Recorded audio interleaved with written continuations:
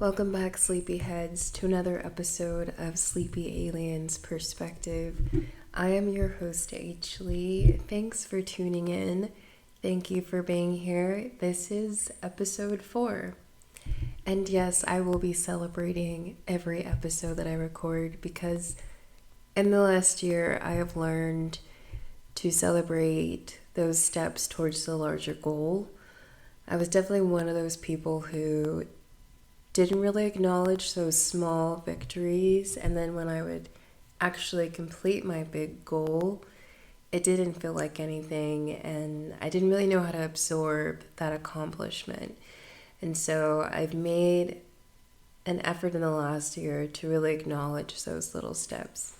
I actually have a little bullet journal that I keep, and I have a regular journal for deep, long thoughts and just expelling emotions, but my little bullet journal is just for accomplishments. And they can be anything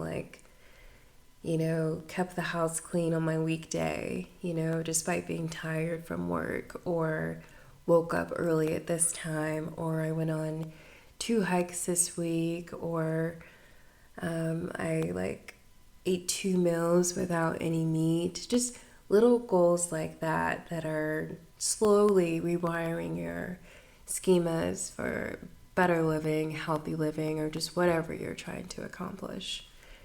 But recognizing those small steps, those baby steps, is huge when you think about respecting yourself and acknowledging all of your efforts. Because sometimes, a lot of times, we want other people to see our efforts and to acknowledge them. But when we learn to validate that for ourselves, it makes us more self-sufficient and more able to take on big challenges without needing so much guidance or encouragement or motivation from other people. So, of course, that little thing just turned into that big thing.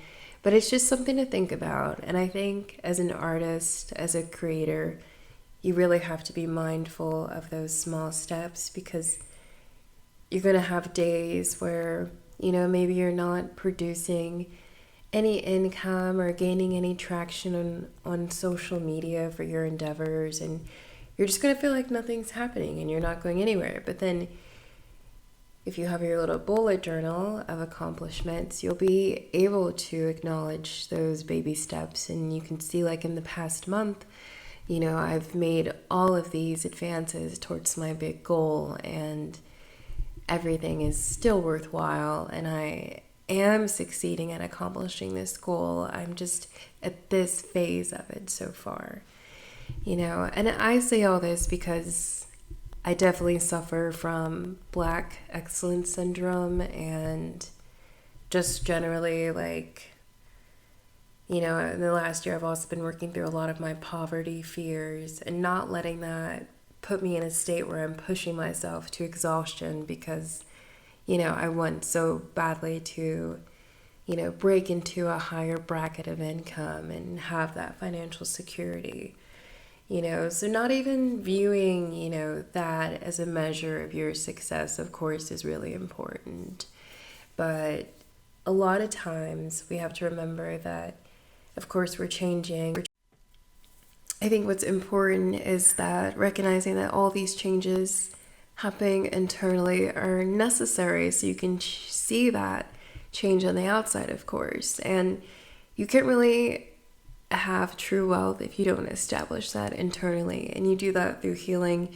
You do that through evolving your perceptions and gaining energetic power over these soul societal traps that hold back your spiritual evolution, and we can get into all that deeper in another time, but that's something to be aware of and something to make sure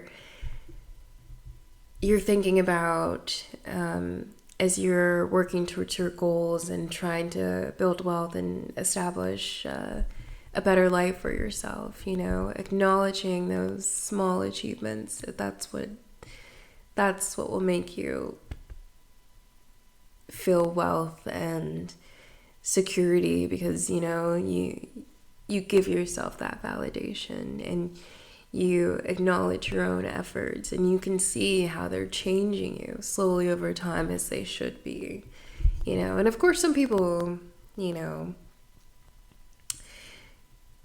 that they can get that wealth externally to feel wealthy, but then you get those rich people who are very sad and they don't feel wealth on the inside. But if you're someone who is really building your wealth for yourself, you kind of have that opportunity to do it internally, and I think that's only going to help you sustain it when it manifests externally. So yeah, that's just something to think about. Next, here are 4 commands that describe every R&B song: love me, leave, don't go, and let's talk. I thought that was funny and I thought about it. But yeah, that's pretty neat. Next, gluten-free market shout out of the day goes to Amy's gluten-free mac and cheese. Truly, this should have been like one of the first gluten-free things that I talk about on this show, because I eat an Amy's frozen mac and cheese at least once a week. It's like my little cheese treat to myself, because it's not very heavy dairy. It doesn't break out my skin. It's a great portion. I will often like roast meats and like add it to like more like full-on meals with like a salad and everything. And like I'll make it a whole thing, I'll make it special. And it's better if you have that little tray than having to make like a whole pot of mac and cheese. And I say that if you're like single and you don't want to deal with that, and leftover mac and cheese isn't always the best thing in the world, Sometimes it's only good that first day. But yeah, I want to give props to Amy's gluten-free mac and cheese, because it's consistent, it's a good price. The brown rice noodles hold a really nice texture. And like I said, it's creamy and it's not intensive dairy, so it'll digest well. It won't leave you gassy. It won't break out your skin. So thank you, Amy's gluten-free mac and cheese. And I also want to acknowledge that Stouffers did come out with the gluten-free mac and cheese, I believe sometime last year, maybe it was early this year. I haven't tried it yet because someone that I do trust said it wasn't very good, but I will give it a try myself and do a proper review on this channel for that. Because Stouffers deserves that. And I honestly want to give props to these long-standing frozen food companies that are trying to incorporate more gluten-free things in their repertoire of meals. But yeah, I think it's important. But Stouffers, I will give you a try. So we'll see what's happening. That is my mac and cheese gluten-free rundown. And next, here's a song that you should play when you feel something is about to manifest. Percy Faith's Moon Over Miami. I personally listen to that song when I'm taking a bath, or when I need to when I'm doing affirmations and just trying to reinforce positive thought into myself. That song is uplifting, it's whimsical, it makes you want to I always just envision myself in a really beautiful dress, kind of just trolling around and life is great, life is good, and just spinning. That feels great.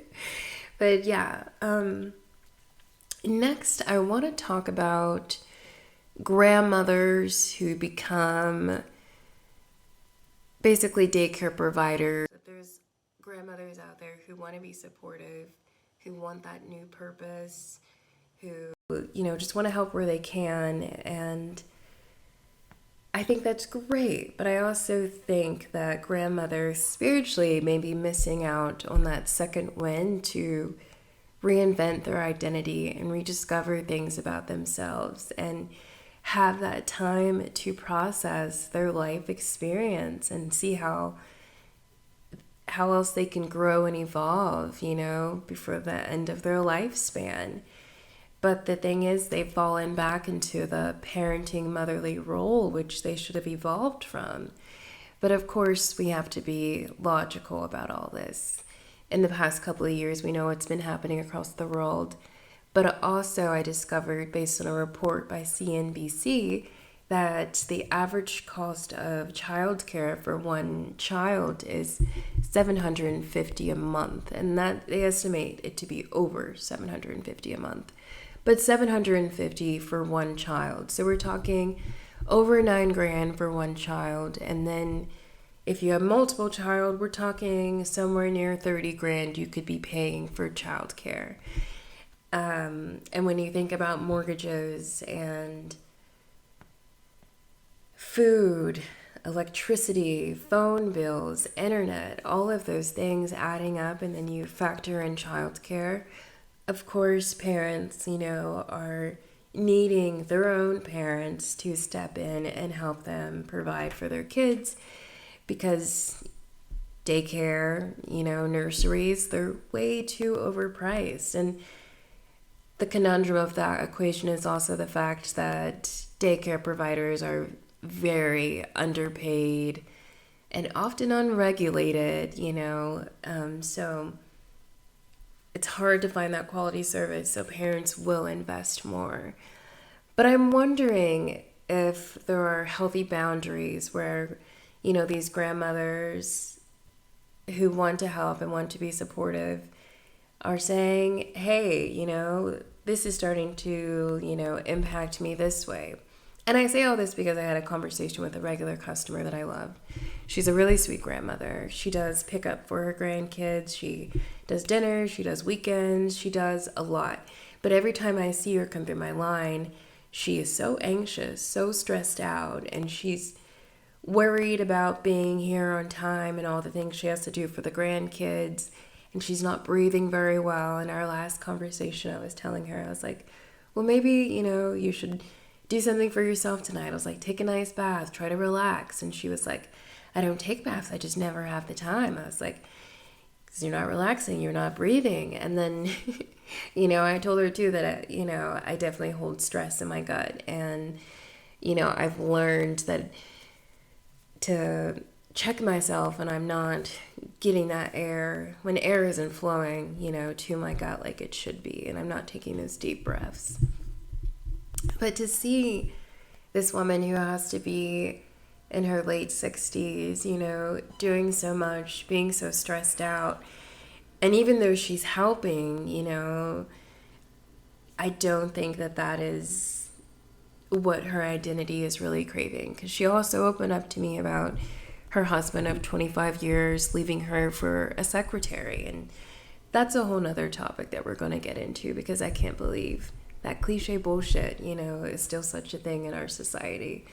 But I say all this to recognize the fact that if you do have parents, if you do have your own parents out there looking out for your kids, maybe just make that effort and find ways to possibly take the load off of these grandmothers and grandparents.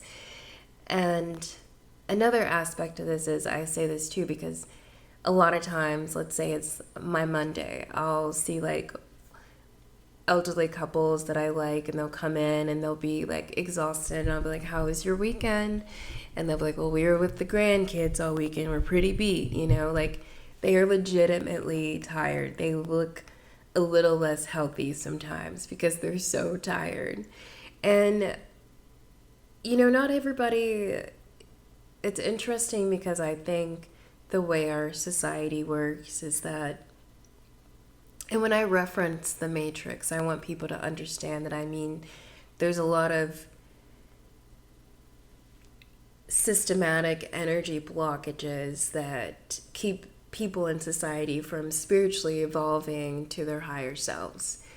And so each age group has, a particular set of energetic blockages, built around society that will hold a person back. And I think I'm just recognizing for the elderly community who are assisting with taking care of their children's children, I think them having to go back into a parenting role, it devolves their evolution in a sense. But it can also evolve their evolution if they're that grandparent who's trying to make up for maybe not being the best parent to their own children.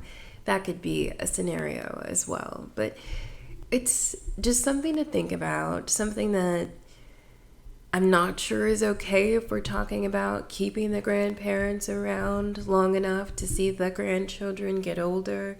Maybe being so active in their daily lives isn't healthy. And, a lot of times, especially when it comes to the generation of those who are in their 60s and early 70s right now, that motherly role, it was so ingrained in society. So, of course, they're going to take it on, and they may not see the impact that it has on them, but they should be out there learning new things, taking classes. If they're that single grandparent, they should be getting that second wind and, rediscovering romance. There's just this really beautiful time that our society isn't allowing the elderly population to have. And of course, that's they can't afford to, have that adventure because, they're stuck on fixed incomes and health insurance is crazy and they're on all these prescriptions. It's just a never ending story about the amount of blockages that can hold an elderly person back from really enjoying that last quarter of their lives that they should really be getting to live out, because it's important to have that time to process and just relax and enjoy a slower pace of life after building so much for yourself and overcoming so many obstacles to get to a point where you can say, I'm an elderly individual, But that's a trend that I've noticed. And I say this because I think, just maybe having that conversation, and grandmothers out there, don't be afraid to set those boundaries. Maybe you can still watch, the kids on this day and that day and that day, but say, hey, this, one day is going to be for me. And I don't know exactly what you guys would do, but you just need to figure something out. And again, I understand there's a lot of financial burdens tied into everything, and it takes a village to raise a child and all that stuff. But let's not overburden the elderly population, physically and socially. There's just things about teenagers and young kids that an older person shouldn't have to really worry about or think about. They shouldn't have to worry about how to navigate social media with their grandchildren. That's the parents' responsibilities. But these could be some things that are just falling onto the grandparent, and they just may be at a loss of how to communicate and what that child is even in need of or asking. There's just so many layers to that. But just having an open dialogue with grandmothers and grandpas, and making sure that they're okay with the level of support that they're taking on. So I guess what I'm referencing here is setting up boundaries for being a caregiver, supporter, and that's something that these grandmothers need to do. Can't be afraid to speak up, can't be afraid to rock the boat, and you can't be afraid to set those boundaries. But yeah, I think that's important. Another conversation that I want to get into today is there's been a lot of discussion about hustle culture being a negative thing. And I guess personally I'm a little biased about it because I am that person who's had 2 and 3 jobs at the same time, and I don't think at the time I was calling it hustle culture. I feel like hustle culture is a way to make the most of having to work a lot of jobs to build your financial security and to establish wealth for yourself. But I understand where the idea of hustle culture can be toxic, because it's now becoming normal where, society is kind of expecting people to have multiple jobs, multiple hustles to keep things going. And I even saw this DoorDash ad the other day, and they were basically referencing like hustle culture and get out there and earn your money and do your thing. And that is what I don't like, because those quick cash, delivery jobs, I've done those jobs. You can make quick cash, but you won't build wealth from it. You can pay off this little bill, that little bill here, maybe have a little extra breathing room, maybe set aside $90 extra for a month. But, you're not really establishing wealth when it comes to like those quick cash jobs. So I have a problem with that personally. And on a spiritual note, if you are attracting wealth and opportunities, you should be working smarter and not harder. So you should be getting to a space where you're working for yourself, where your effort and your creative energy is going to be poured right back into you. So that's that entrepreneurship that, is really the way to go these days, because 9 to 5s you're limited in salary brackets, and you're beheld to a whole system that you don't have any control over. So hustle culture, I think, is positive if you're really building your wealth and your income for yourself, and you're creating opportunities and new skills. Like, that's beautiful hustle culture. And we should all be hustling, because you don't want to be 40 one day and you're going to be too tired to hustle, and you're going to be thinking, well, wow, maybe I should have started and did that while I was doing that back then. You don't want to have that moment. But I do agree that hustle culture is toxic when that expectation to be able to take on multiple jobs and to be able to do all those things.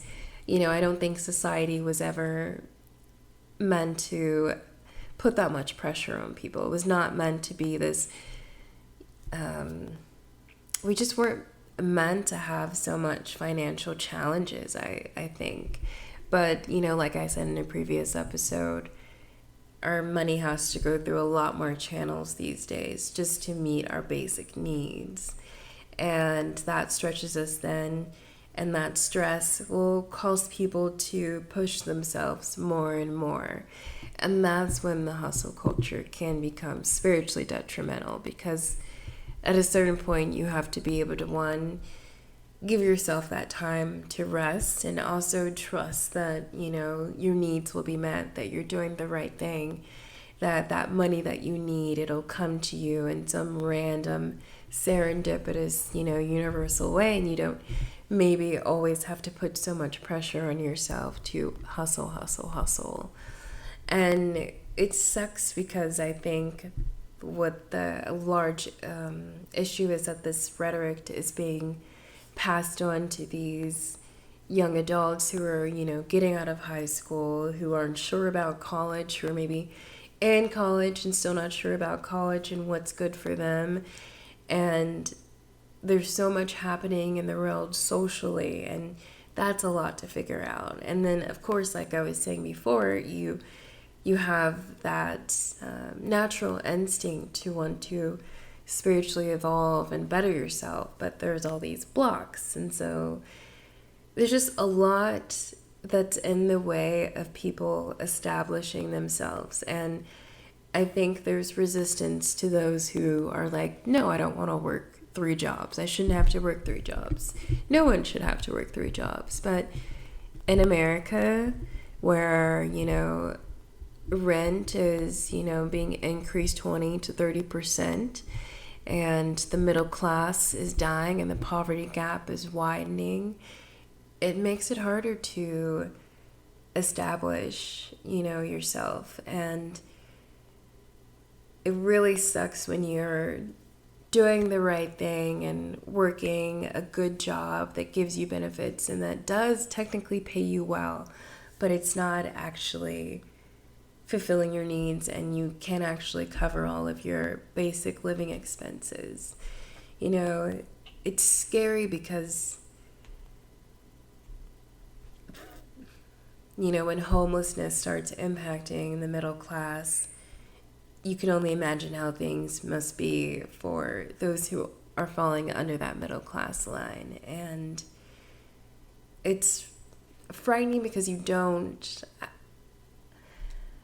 I am a little bit of a conspiracy theorist, and of course we can talk about inflation and housing market this and that and all of these things, but as we know, banks have been buying up houses, corporations have been buying up houses, which is only going to put less houses out there, affordable houses for families to buy, and it pushes people back into rental properties.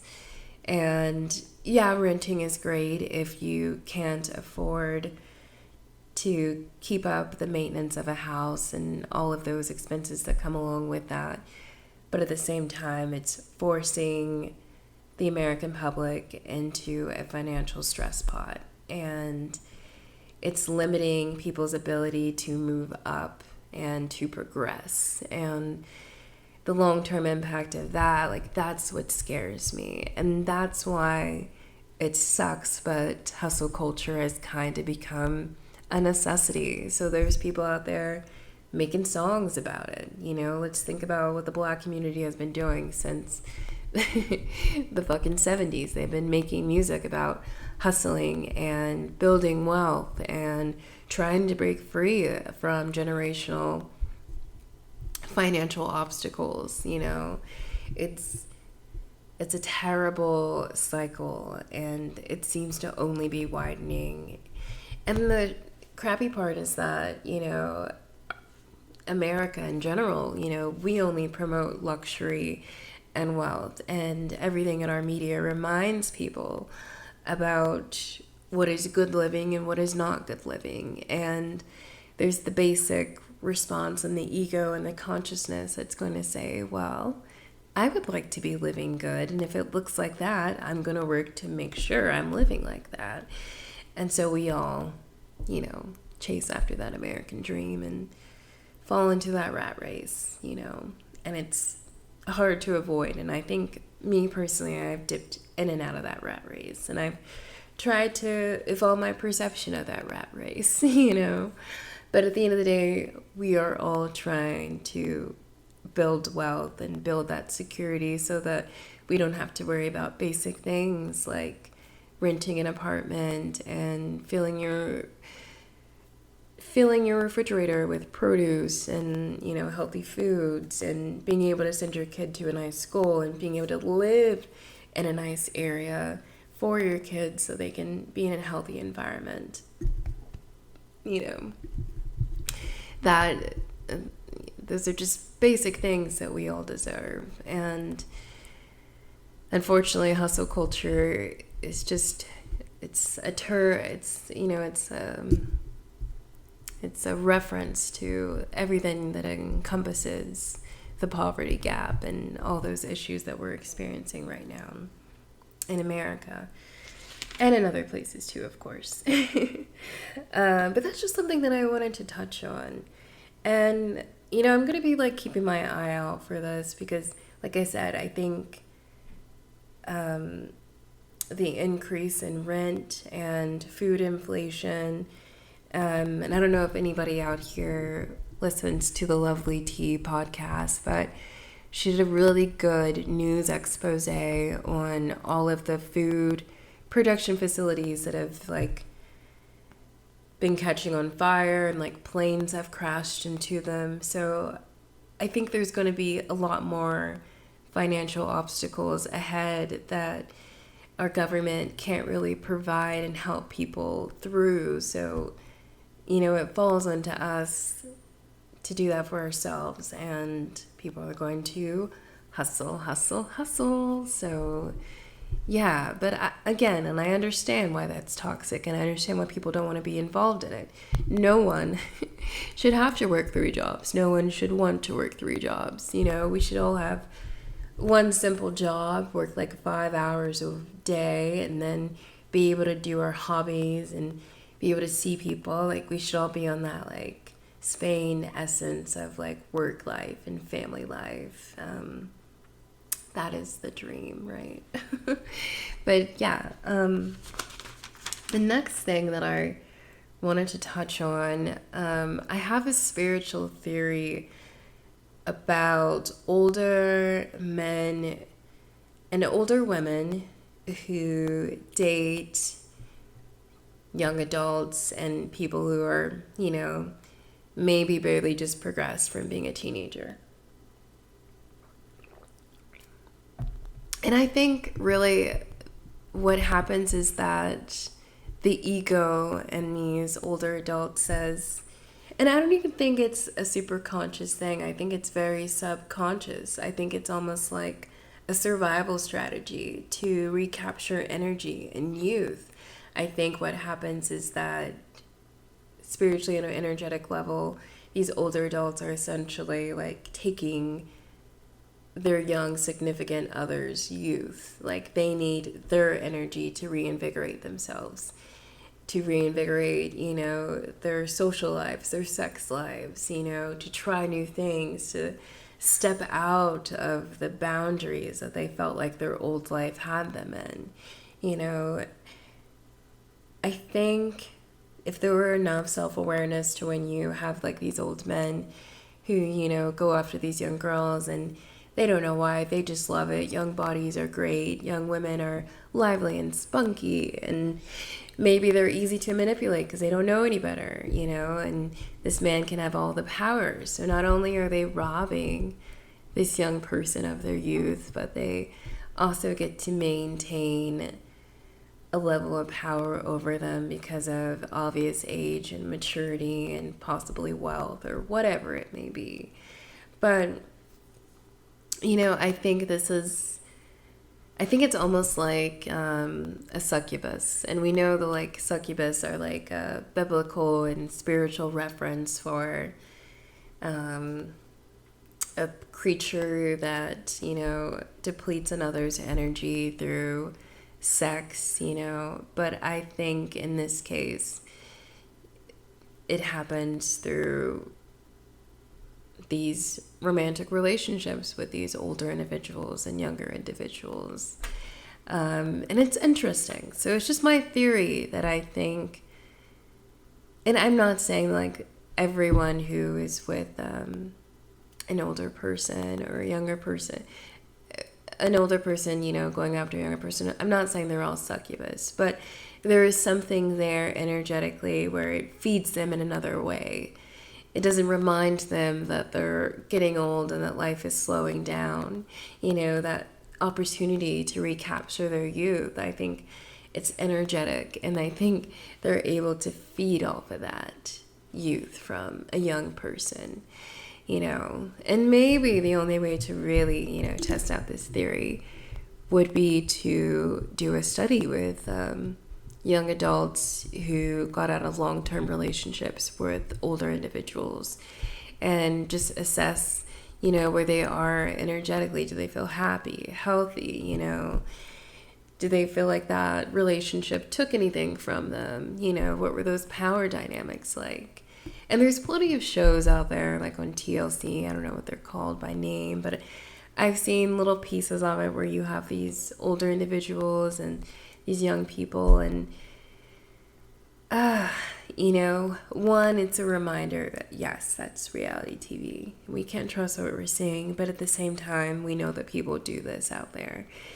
And I don't think those shows give you that accurate response from that young individual about how they feel energetically. I don't think they have that awareness because, if they are getting swept off their feet by an older individual, I think there's definitely some complexes there because, come on now. I mean, you should want to be with someone your age. It's like, right? And if you don't, let's talk about that. Let's understand why, And I'm not saying like you can't, be with someone older, but your first response, like I don't think there's too many young girls out there who are like, I'm chasing someone 60 and up, financial status doesn't matter. Like that's not happening. So I don't know. I've just been thinking about that, but I think in a way, they are stealing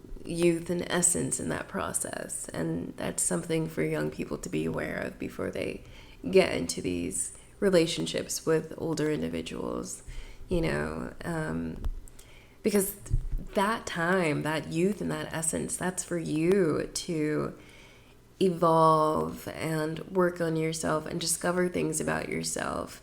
And you stick in your age range because it gives you the ability to deal with stuff you can actually handle, stuff that you're emotionally mature enough to process and to make decisions about.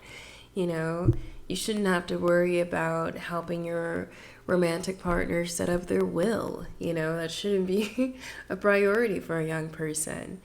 But those are just some of like the energy traps that, you know, I think about in those situations. It's just something to be mindful of. But yeah, the last thing that I really want to touch on. Oh, no, I forgot. I do have, well, before we do that, so I had this idea of like, how can, you know, I have my viewers casually get to know me without making it like a, you know, a cheesy generic process. So I just wrote down 4 random questions on post-it notes, and I'm just going to pick one and then I'm going to answer it for you, and you're going to learn something random about me.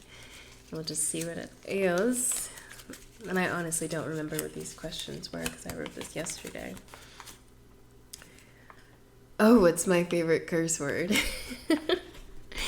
My favorite curse word is fuck, because when I was a kid, and I know this so well because my mom, like, she was always like just a little weirded out and confused by why I would laugh so hard, but I loved the movie. I love the movie The Fifth Element, and I've been a fan of Chris Tucker since I was a kid, and just hearing him say like the F word would just make me giggle. Like, I would laugh so hard in any of his movies, and just that word in general, like, for some reason it makes me laugh, it makes me happy. And I know there's a lot of people out there who still don't like curse words and all that.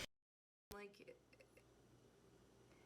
it's a form of expression, it gives an oomph, you know, and as long as you're not using it in a malicious way, I don't see anything wrong with the word fuck. I love the word fuck, but that is my favorite curse word. And Chris Tucker, if you're out there listening, I just want to say that when the powers that be pulled you out of that Hollywood scene, and, you know, I felt that. I missed you, and I missed your movies, and I'm sad that you never got to have that longevity in film, you know, like you should have, because you made so many movies great. So endless respect for your work, and I hope you are well out there, and I hope no one tackles you on stage. Let's see. Last thing I want to talk about quickly, just because this bothers me, but you know, I heard that whole news Instagram thing where Cardi B was saying like I should just become a stripper again, like I don't want to be famous. Here's the thing. I've been a fan of Cardi B since Love and Hip Hop New York. I respect her come up. I think she's a great artist. But at the end of the day, that's what you should focus on.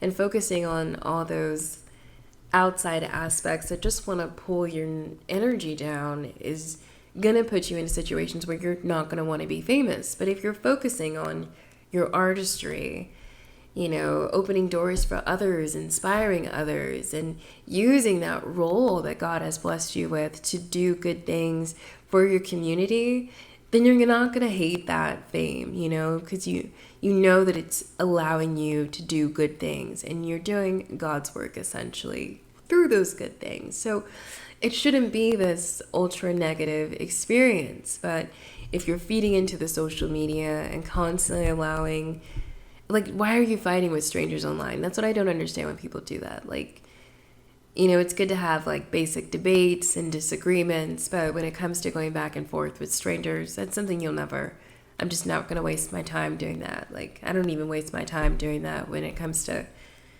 people that I know physically that I am in a disagreement with. Like, I'm not going to go back and forth with you. It's useless. I think we aren't going to agree on this, and let's just let it go. But at the end of the day, maybe don't, curse yourself in that way, because you keep saying that, the universe is going to respond.